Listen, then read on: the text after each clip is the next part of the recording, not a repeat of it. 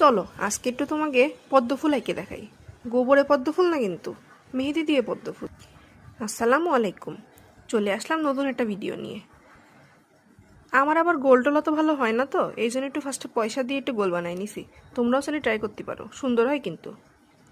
প্রথমে পদ্ম ফুলের জন্য একটা বড় একটা পাপড়ি দিয়ে নিলাম, তারপরে একটা ছোট ছোট পাপড়ি দিয়ে পাশে যে ফাঁকা জায়গাগুলো রয়েছে এগুলো ভরাট করে নিছি।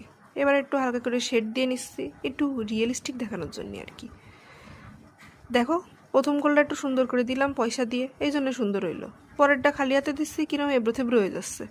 অবশ্যই এত এবড়ো থেবড়ো হতো না, আমার এই রান্না করতে গিয়ে একটু হাত কেটে গেছে, তো মেহেদির কোনটা ভালো ধরতে পারছিলাম না।